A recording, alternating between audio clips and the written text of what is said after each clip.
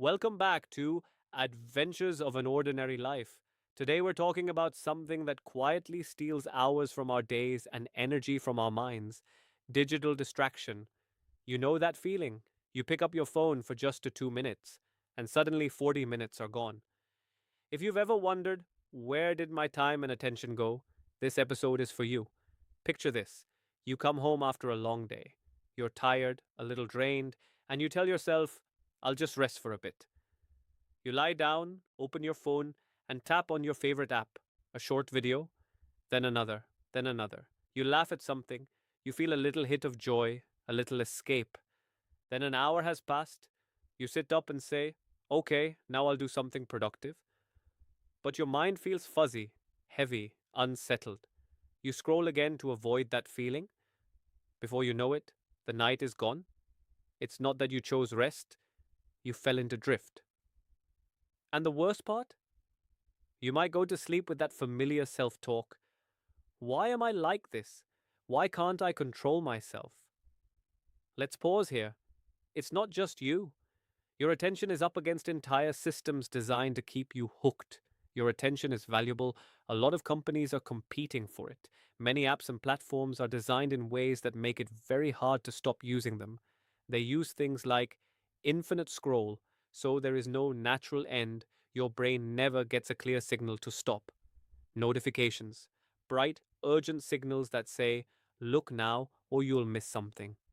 Likes and comments, small social rewards that make you keep checking for more. Short, varied content. Your brain gets used to constant change, making slow, quiet moments feel boring or even uncomfortable. You don't have to throw away your phone or disappear from the internet. For most of us, that's not realistic. But you can create simple boundaries that protect your attention so you feel more in control and less scattered. Let's talk about a few small, doable changes. Right now, your phone might be with you all the time: on the bed, on the table, in your hand. Try giving it a home, a place it rests when you're not using it. It could be a shelf, a drawer, a corner of your desk. When you reach that time of day where you want to be more present, like during meals before sleep or when you're focusing on work, put your phone in its parking spot. You're sending a small signal to your brain: I choose when to use this. It doesn't choose me. Every notification is like a tiny knock on your mind. Not all of them deserve that power. Take a few minutes to go into your settings and turn off notifications for apps that don't truly need your immediate attention. Maybe you keep calls from important people, messages from close contacts, and turn off social media likes, random app promos, non urgent updates. Suddenly your phone becomes quieter. You'll still check it, but on your terms. Create intentional blocks. For example, from 9:30 to 10:30 p.m. I won't use my phone. During breakfast, no screens. First 20 minutes after waking up, no social media. You can start tiny: 10 minutes of no phone in the morning, 10 minutes before bed. Over time, you might notice that those small islands of quiet make your mind calmer and clearer. If you try to simply remove your phone without adding something nourishing in its place, you'll feel restless and empty. So ask, what could I do instead that genuinely feeds me?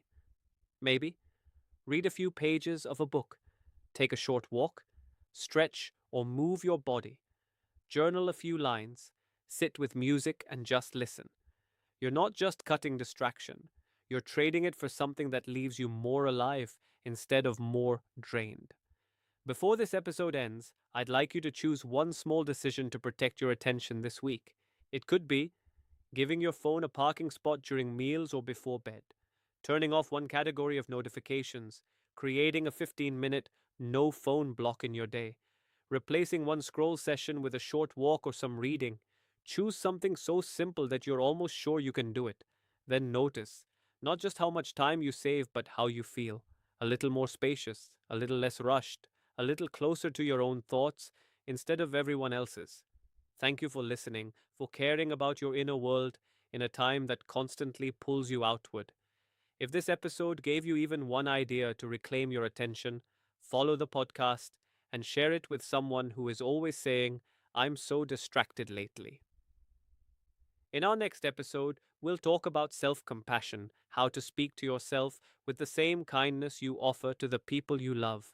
Until then, may your attention return to you bit by bit, and may you remember your focus is one of the most precious things you own.